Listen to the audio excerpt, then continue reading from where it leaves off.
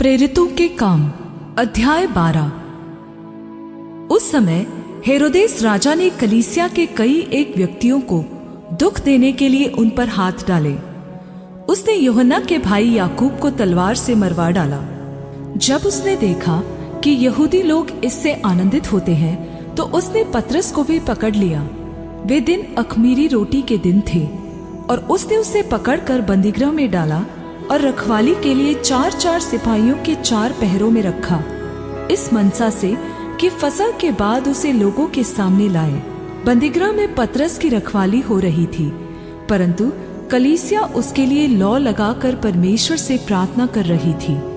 और जब हेरोदेस उसे उनके सामने लाने को था तो उसी रात पतरस 2 जंजीरों से बंधा हुआ 2 सिपाहियों के बीच में सो रहा था और पहरेदार द्वार पर बंदीगृह की रखवाली कर रहे थे।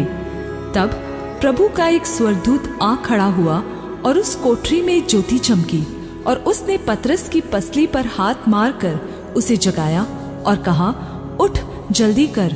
और उसके हाथ से जंजीरें खुलकर गिर पड़ी। तब स्वर्गदूत ने उससे कहा, कमर बांध और अपने जूते पहन ले। उसने वैसा ही किया।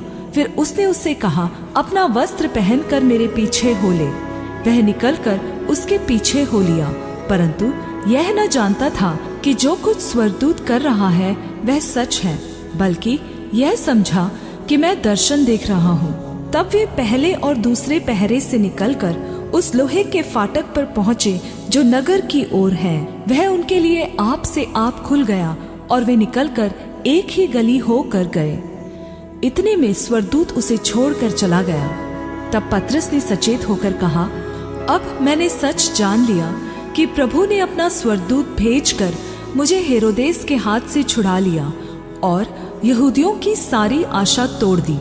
और यह सोचकर वह उस यूहन्ना की माता मरियम के घर आया जो मरकुस कहलाता है। वहां बहुत लोग इकट्ठे होकर प्रार्थना कर रहे थे। जब उसने फाटक की खिड़की खटखटाई तो रूदे नामक एक दासी सुनने को आई और पतरस का शब्द पहचान कर उसने आनंद के मारे फाटक न खोला, परंतु दौड़कर भीतर गई और बताया कि पतरस द्वार पर खड़ा है। उन्होंने उससे कहा, तू पागल है, परंतु वह दृढ़ता से बोली कि ऐसा ही है। तब उन्होंने कहा, उसका स्वर्गदूत होगा, परंतु पतरस खटखटाता ही रहा। अतः उन्होंने खिड़की खोली और उसे देखकर चकित रह गए। तब उसने उन्हें हाथ से संकेत किया कि चुप रहे और उनको बताया कि प्रभु किस रीति से मुझे बंदीगृह से निकाल लाया है। फिर कहा, याकूब और भाइयों को यह बात कह देना। तब निकलकर दूसरी जगह चला गया। भोर को सिपाहियों में बड़ी हलचल होने लगी कि पतरस कहाँ गया।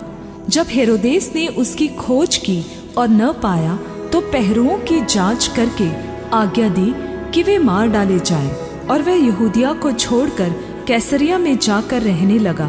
हेरोदेस सूर और सैदा के लोगों से बहुत अप्रसन्न था। तब वे एकचित होकर उसके पास आए और बलास्तुस को, जो राजा का एक कर्मचारी था, मनाकर मेल करना चाहा, क्योंकि राजा के देश से उनके देश का पालन पोषण होता था। ठहराए हुए दिन हेरोदेस राजवस्त्र पहनकर सिंहासन पर बैठा और उनको व्याख्यान देने लगा। और लोग पुकार उठे, यह तो मनुष्य का नहीं, ईश्वर का शब्द है।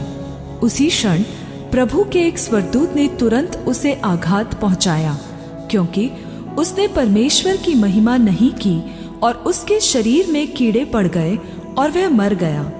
परंतु परमेश्वर का वचन बढ़ता और फैलता गया। जब बरनबास और शाऊल अपनी सेवा पूरी कर चुके तो यूहन्ना को, जो मरकुस कहलाता है, साथ लेकर यरूशलेम से लौटे।